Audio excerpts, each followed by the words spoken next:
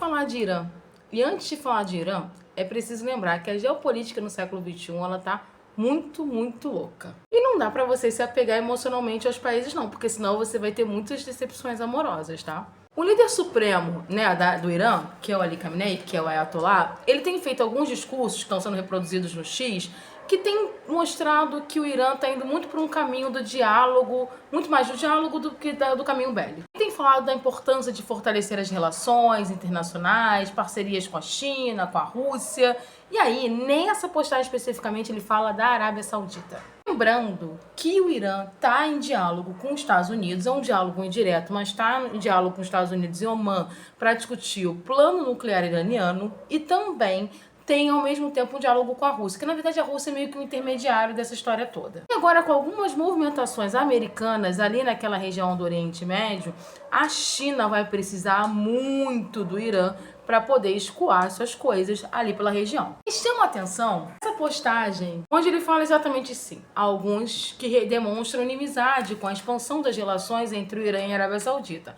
Precisamos superar seus motivos hostis, que estamos preparados para isso. Durante mais de 10 anos, o Irã e a Arábia Saudita não tinham relações diplomáticas. Os países não são parceiros, não são amigos, e as relações eram muito, muito ruins. E aí chegou lá a dona China e resolveu parte do problema. Em 2023, a China conseguiu fazer com que esses dois países voltassem a ter relações diplomáticas. Inclusive, as embaixadas nos países respectivos foram abertas, tá? Essa relação tem a ver com o plano de expansão ali da China comercial na região. Tanto que a China tem muito investimento no Irã e tem muito investimento na Arábia Saudita. E de uns tempos para cá, a Arábia Saudita deu uma mudada no tom. Ela que sempre foi muito subserviente aos Estados Unidos, ela continua tendo grandes relações econômicas com os Estados Unidos, ela passou também a querer se transformar numa potência regional. E para isso ela fez mudanças, tanto em termos de imagem, tanto que a gente está vendo a questão do futebol, principalmente a galera que acompanha, como a forma como ela discute questões internacionais. Por exemplo, a discussão sobre o fim da guerra da Ucrânia e Rússia, intermediada pelos Estados Unidos, foi na Arábia Saudita. E aí, a Arábia Saudita, ela tá querendo se transformar numa grande liderança regional, então ela tá buscando muito diálogo. E um dos diálogos que ela tem buscado é com o Irã, desde essa retomada das relações diplomáticas. E muita gente não está gostando desse diálogo, porque se a Arábia Saudita e o Irã forem inimigos, continuarem sendo inimigos na região, você tem duas grandes potências bélicas como inimigas ali brigando. Mas se elas não estiverem inimigas, atrapalha muito o plano de expansão de certos países na região. E paralelamente a isso, tá rolando um boato que tem vídeo aqui, que eu coloquei as minhas teorias, porque a Arábia Saudita deve apresentou a ideia de pagar toda a dívida da Síria com o Banco Mundial. A Síria, ela é um território em disputa. A Turquia está com muito poder sobre a Síria, até porque a Turquia praticamente bancou, né, essa revolução, essa tomada de poder do HTS. A Arábia Saudita está com ótimas relações ali. Mas Israel quer parte do território sírio. Na verdade, Israel quer poder sobre o território da Síria. Porque geograficamente o território da Síria ele é um território importante para facilitar a invasão de Israel ao Irã. Primeiro que a guerra entre Israel e Irã teria que ser uma guerra aérea, né? Praticamente, porque a distância entre os dois países é muito grande.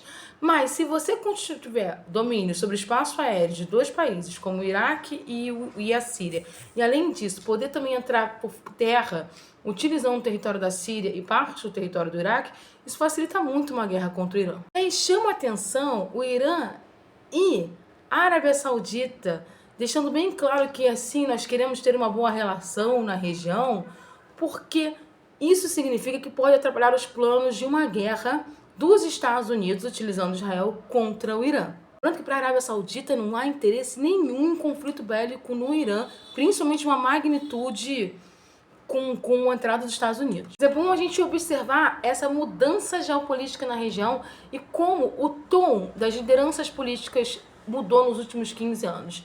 Há uns 15 anos atrás, a Arábia Saudita estava querendo jogar uma bomba nuclear no Irã. E hoje eles dialogam tranquilamente. Ao mesmo tempo que o Irã, que tinha uma relação muito tensa com a Arábia Saudita, tem um diálogo muito tranquilo ali. E isso pode atrapalhar os planos de tomada do território. Porque no final das contas, gente, uma guerra ali na região é uma guerra que também atrapalha a China, mas que interessa aos Estados Unidos.